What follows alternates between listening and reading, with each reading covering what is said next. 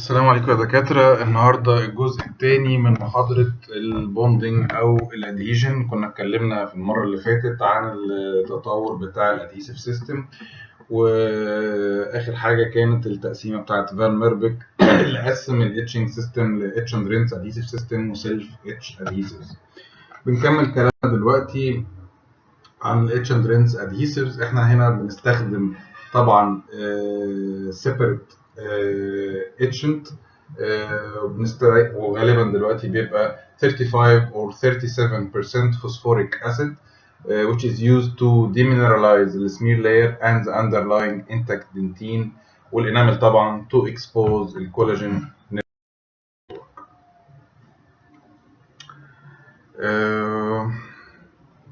ماشي، يعني دي بوينت كده ممكن قدام شوية هتبقى مفهومة أكتر، بس عموما عشان نبقى فاهمين برضو، احنا قلنا المرة اللي فاتت ان ال Etch and Rinse Adhesive System بتديني bond strength أعلى بكتير من ال Self Etch Adhesives. ليه بيحصل كده؟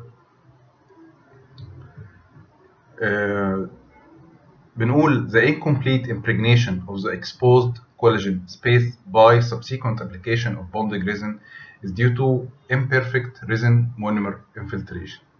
The discrepancy between the depths of the collagen layer and the resin infiltration create an exposed demineralized dentin zone under the hybrid layer. المشكلة اللي بتقابلنا في البوندنج بروسيس عموما، المفروض ان انا بعد ما عملت الاتشنج لدنتين، ما بنتكلمش على الانامل دلوقتي، بقى عندي exposed collagen. طيب المفروض الصح ان الاكسبوزد كولاجين ده كله يبقى متغطي بالريزن بتاعي، ما يبقاش فيه حاجه بيرد، مفيش حاجه مش متغطيه. لو في اجزاء مش متغطيه بالريزن، ساعتها يبقى الدبس بتاع البنتريشن اللي حصل من الاتشنج مش كل الريزن واصل للفول دبس ده، يبقى عندي فرق بين الاثنين. ده يبقى يخلي عندي exposed demineralized dentin zone under the hybrid layer، ما اتغطاش بالريزن. يعني انا عملت اتشنج، دخل تحت في الدنتين، عمل اكسبوجر للدنتين كولاجين.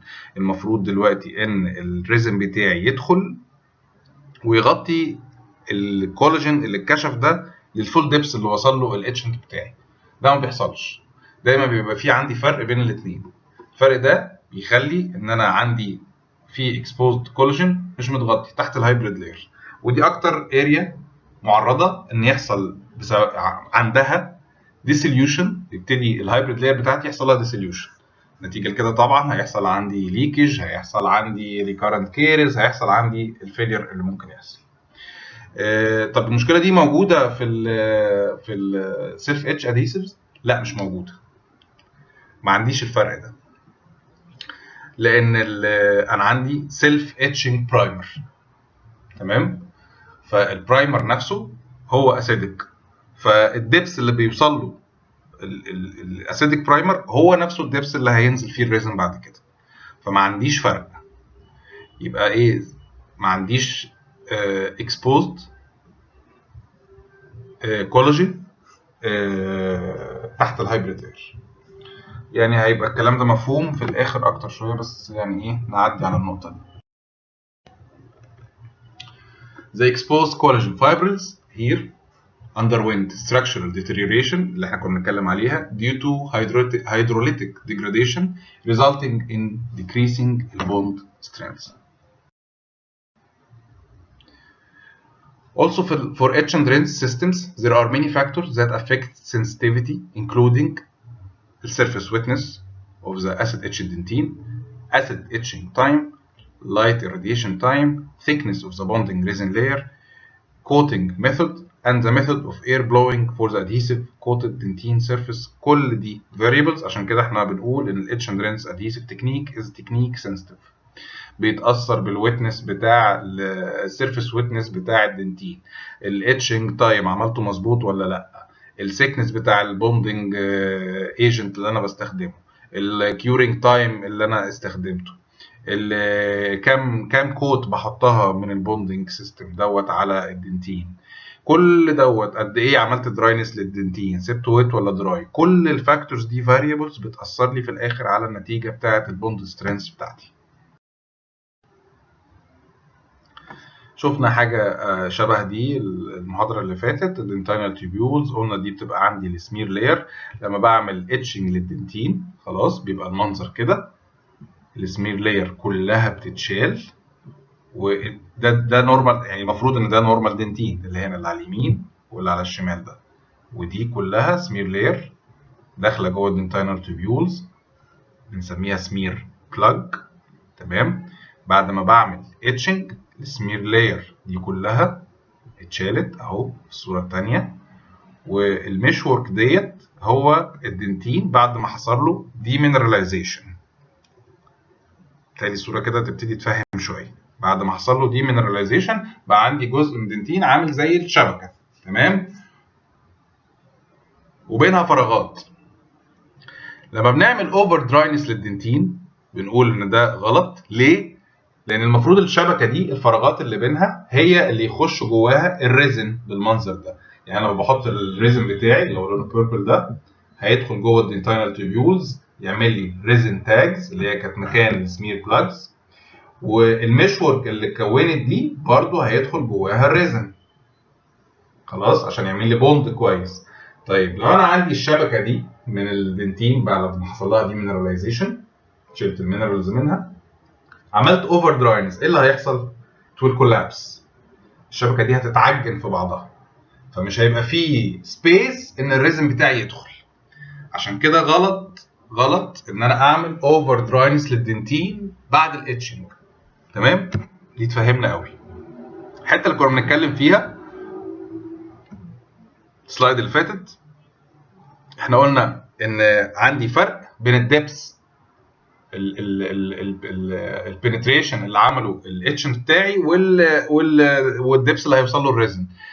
يعني سي مثلا الاتش بتاعي عمل بنتريشن لحد المسافه دي، المفروض الصح ان الريزن بتاعي يملى المسافه دي كلها. لا ده ما بيحصلش قوي.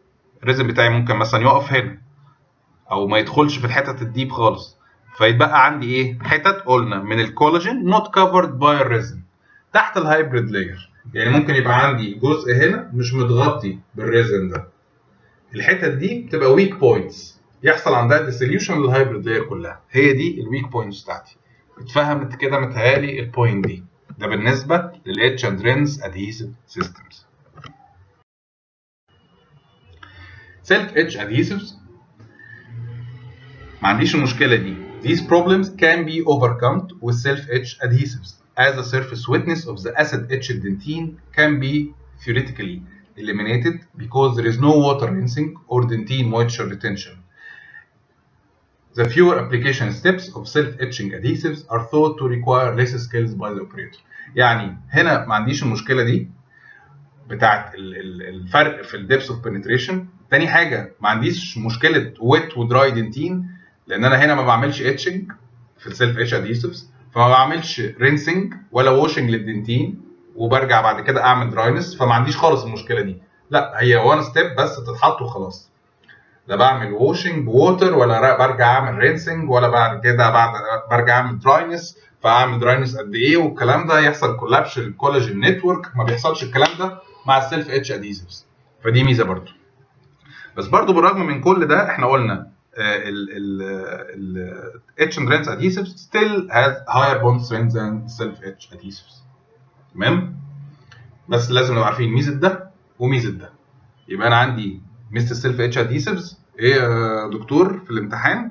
هنا في السيلف اتش ادهيسيف يا دكتور بيبقى عندي سنسيتيفيتي اقل. ليه؟ لان انا السمير لاير بتاعتي الموجوده بتبقى موديفايد، ما بيحصلهاش كومبليت ريموفل، وبتبقى بارت من الهايبريد لاير بتاعتي، فده بتقلل السنسيتيفيتي. ممتاز. وايه تاني؟ ان ما عنديش هنا فرق في الدبس اوف بنتريشن بتوين الريزن انفلتريشن والاتش البنتريشن اللي عمله الاسيد اتش اللي بيحصل في الاتش اند رينس ادهيسيفز. تالت حاجه ما عنديش هنا مشكله تو بوند تو ويت اور دراي دنتين، لان انا هنا ما عنديش اتش فما بعملش رينسنج وما بعملش دراينس. كده تبقى انت فاهم حلو جدا، ويعني تجاوب على اي حاجه في الحته دي.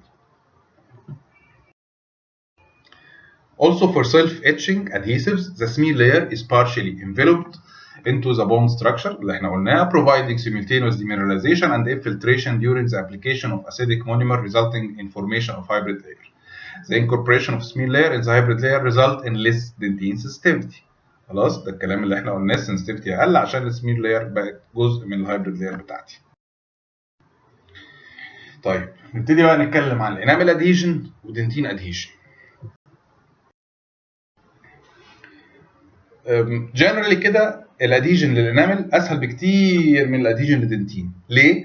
لان الانامل عنده هوموجينس ستراكشر. الاستراكشر بتاع الانامل ما فيهوش فاريبلز كتير زي الدنتين. Adhesion of restorative materials to enamel has become a routine and reliable aspect of modern restorative dentistry. ما فيهوش مشكلة خالص. But adhesion to dentin has proved to be more difficult and less predictable. Much of the difficulty in bonding to dentin is the result of the complex microstructure and variable composition of dentin in different areas of the tooth. تمام؟ يعني مش بس الكومبوزيشن بتاع الدنتين هو مش homogeneous، لا ده كمان بيتغير according to the depth بتاع الدنتين. فاكرين احنا قلنا dentinal tubules النمبر والدايمتر بتاعها بيبقى لارج فين واقل فين والكلام ده، فكلها بتتغير according to different area of the tooth. The composition of dentin is much different than enamel and behave differently when etched with acid. The presence of water and organic components lowers the surface energy of dentin and make bonding with hydrophobic resin essentially impossible. dentin فيه ميه خلاص.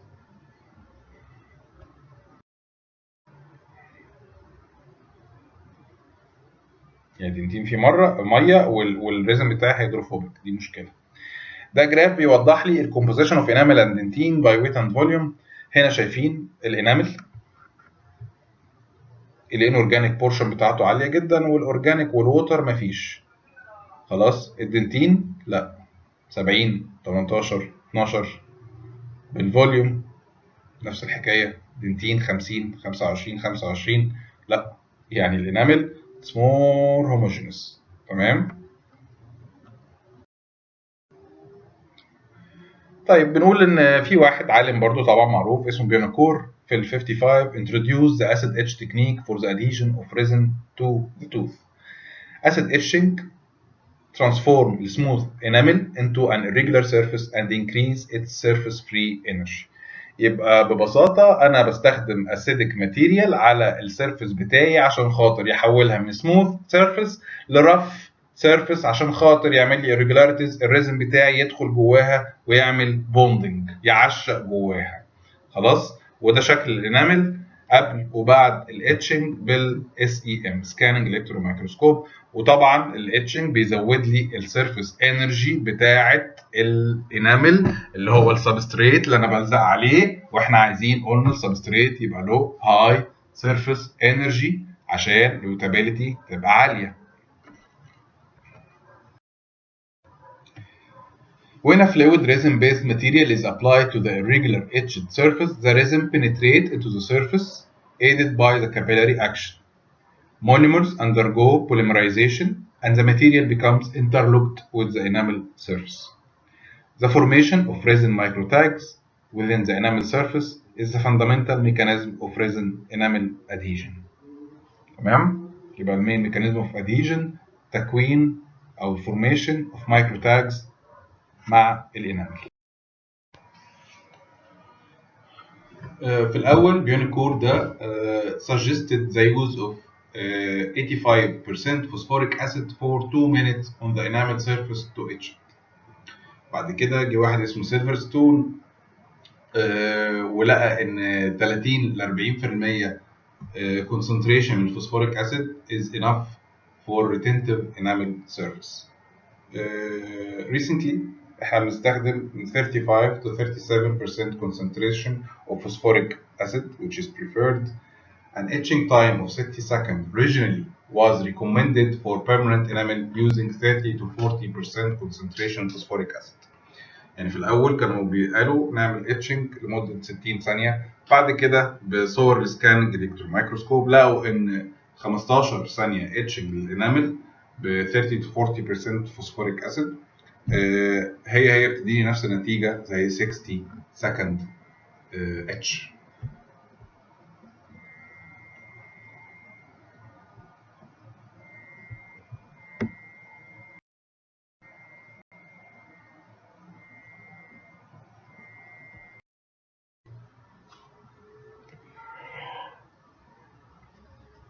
Mechanism of etching and etch pattern. Acid etching زي ما قلنا convert a smooth enamel into a very irregular surface with a high surface energy. It removes 10 microns of surface enamel and creates a microporous layer which is 5 to 50 microns deep.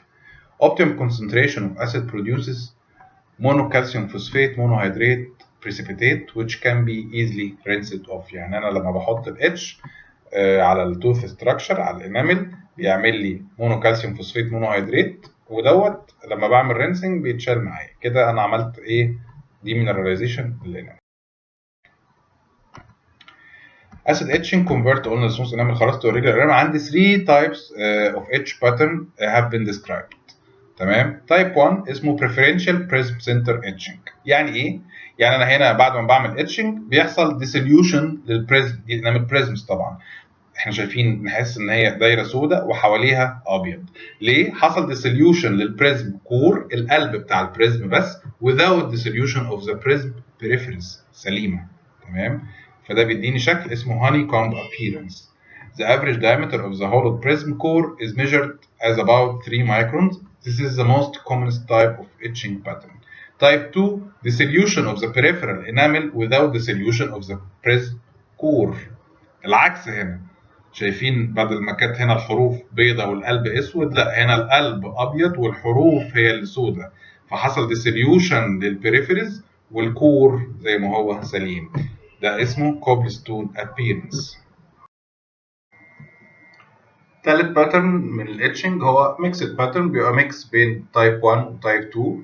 فبلاقي etching pattern is less distinct and include area resembling type 1 و area resembling type 2 pattern، وفي region in which the etching patterns appear unrelated to prism morphology.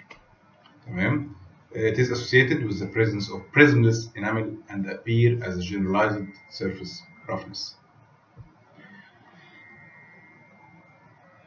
بعد الاتشنج بعمل طبعا رينسنج بووتر للانامل، وبعد كده بعمل دراينس.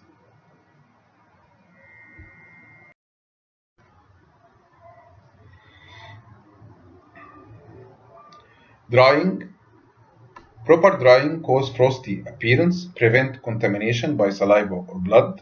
بعد ما بخلص etching للانامل هيبقى عندي تشوكي وايت appearance للانامل، frosty appearance تلج. طبعا انا مش محتاجين نقول prevent contamination by saliva or blood، لان انا طبعا شغلي كله في البوندنج ده بعمله under complete isolation by rubber dam isolation، فمفيش اي possibility ان يحصل عندي كده، لان لو عندي contamination البروسيس كلها باظت، لازم اعيدها من اول وجديد. اي كونتاميننت زي ما قلنا بيمنع الاتشنج. السلايفا بالذات فيها مينرالز، فالمينرالز دي بتخش تقفل لي كل البورز اللي فتحت في الانامل والدنتين، يبقى الكلام ده مش محتاجين اساسا ان احنا نيجي جنبه خالص. انامل بوندنج ايجنت consisted of حاجه اسمها بيتجامي or UDMA diluted with TIG gamma to lower viscosity. They flow easily to microporosities.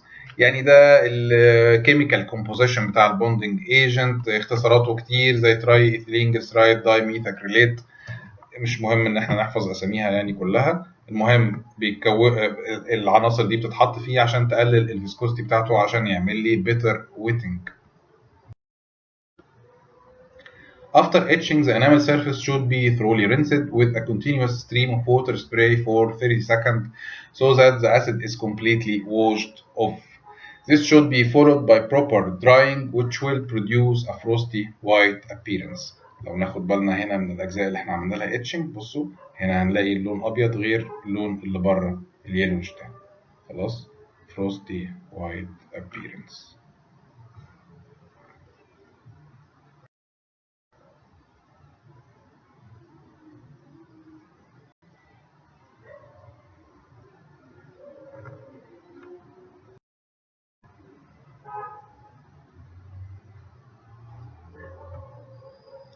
الايجنتس اللي احنا قلنا عليها دي flow easily into the microporosities of the enamel surface and when polymerized by light activation form resin tags which lock them into the enamel surface.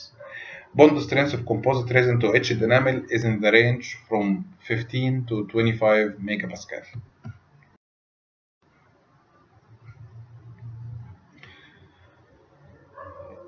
Etching of enamel, remove 10 microns of enamel, creates micro porous layer 5 to 15 microns deep. Smooth surface, irregular surface with high surface energy, unfilled liquid acrylic resin, enamel bonding agent, wet surface, enter into microporosis by capillary action. هيعمل لي two types of resin tags are formed, microtags والماكرو tags. الماكرو tags دي formed between الانامل prism peripheries. المايكرو tags form at the core of the enamel prism. يبقى المايكرو لما الاقي الريزن ده داخل جوه الكور بتاع الانامل بريزم اسمها مايكرو تاجز. لما يبقى في البريفريز اسمها ماكرو تاجز.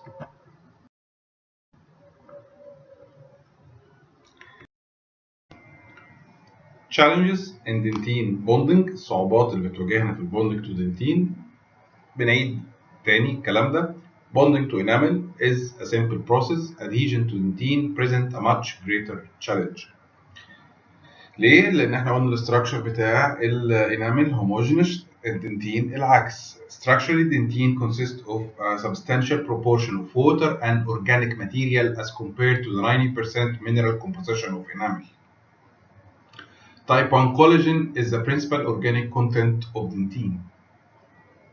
Dentin is an intrinsically hydrated tissue جواه ميه penetrated by a maze of 1 to 2.5 diameter fluid-filled dentinal tubules. الدنتين في dentinal tubules جواها فلويد، والفلويد ده مش ثابت، الفلويد ده بيتحرك under constant movement على طول بسبب البريشر من البالب. ولما بيحصل اي stimulation للبالب الفلويد اللي جوه الdentinal tubules ده بيتحرك upward and inward. اوكي. Dentinal tubules connect the pulp with the dentino-enamel junction. The constant pressure from the pulp causes the fluid to move toward the dentino-enamel junction. زي ما قلنا. Dentin is a dynamic tissue that shows changes due to aging, caries or restorative procedure. Dentin بيتغير على طول زي ما قلنا بالايجنج، بيحصل له حجمه بيتغير، بيحصل formation of secondary tertiary dentin. الدايمتر بتاع الdentinal tubules بيتغير. It reduces as we move away from the periphery toward the pulpal side. الدايمتر بيقل كل ما رحت ناحية البالب. والعدد قلنا بيزيد. Cut dentinal surface form a unique structure called the smear layer. It is composed of debris of hydroxyapatite crystal as denatured collagen. نتيجة للكافيتي بريباريشن اللي أنا بعمله، تمام، بيتكون لي دبرس موجودة على الفلور بتاع الكافيتي بتاعي، دي بنسميها السمير لاير اللي هي دي، ده الدنتين. السمير لاير أهي هي الطبقة دي كلها، والجزء من السمير لاير اللي بيدخل جوه الدنتينال تيوبيول هي السمير بلاج. The smear layer fills the orifice of dentin tubules forming smear plug and decreases dentin permeability by 85%. يعني السمير بلاج دي بتقلل البرميابيليتي اللي عندي 85%، بتخلي الريزن ما يدخلش بنسبة 85%. Submicron porosity of the smear layer still allows for diffusion of dentinal fluid. The removal of smear layer and smear plugs with acidic solution will result in an increase of fluid flow into the exposed dentin. طبيعي لما انا هشيل السمير لاير والسمير بلاج الريزن بتاعي هيقدر يدخل اسهل جوه الدنتينال تيوبيولز عشان يعمل لي الريزن تاجز اللي قلنا عليها. This fluid can interfere with adhesion because of the hydrophobic nature of resin even if the resin tag are created. Distribution of tubules in dentin تاني وتالت. dentin close to the pulp show a higher tubule density. عددهم أكبر. نخلي في بالنا دايما الرسمة دي عشان ما ننساهاش أبدا. قريب من البلب density يعني كثافتها أعلى كتير، عندي dentinal tubules عددها أكبر بس diameter قليل. نطلع لفوق يبقى العدد أقل والdiameter كبر.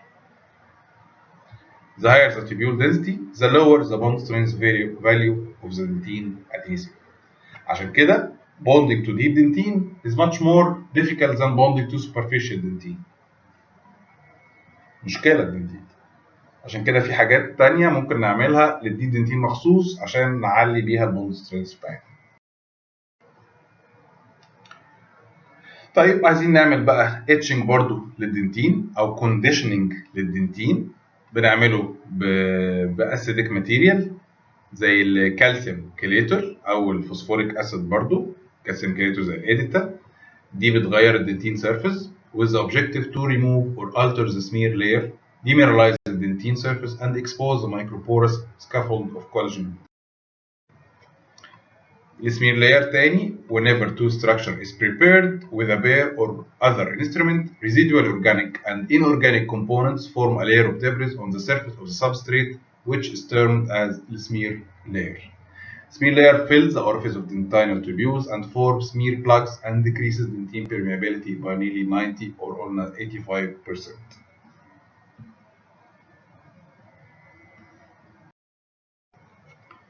الثيكنس بتاع السمير لاير بيبقى من 0.5 ل 2 microns. thickness of smear plug from 1 to 10 microns. Composition. The smear layer produced is made of hydroxyapatite and altered denatured collagen. Altered collagen acquire gelatinized consistency due to friction and heat. طيب ايه الكلينيكال consideration عندي؟ The presence of intact smear layer is detrimental for bonding. Optimal dentine bonding can take place by complete removal of smear layer prior to the bonding procedure by using etch and rinse adhesive. Incorporation of smear layer into the bonding layer by using self-etch adhesive. ده يرجعنا تاني للكلاسيفيكيشن اللي كنا قايلينها etch and rinse adhesives و self-etch adhesives. هنا complete removal، هنا modification، بتبقى part من الهايبريد لاير، فالسنسيتيفيتي بتبقى اقل والكلام اللي احنا قلناه ده كله. Complete removal of smear layer increases the permeability of dentinal tubules by more than 90%. صورة بالاس اي ام تاني بتورينا السمير لاير والسمير بلاج جوه الدنتينال tubules. اخر حاجة معانا النهارده هنبتدي بيها المرة الجاية how to deal with smear layer. تاني احنا عرفنا خلاص من واحنا بنتكلم عن كلاسيفيكيشن بيحصل لها حاجتين. لما يجي لي سؤال اتساله في الاورال السمير لاير بنتعامل معاها ازاي؟ يا دكتور يا اما بعمل لها موديفيكيشن لو استخدمت سيلف اتش ادهيسيفز، او بنعمل لها كومبليت ريموفال لو استخدمنا اتش اند رينس ادهيسيف using phosphoric acid to create a hybrid layer and resin tags. شكرا. ده كان الجزء بتاع النهارده، نقرا كويس ولو في اي استفسارات هبقى معاكم المره الجايه باذن الله. السلام عليكم.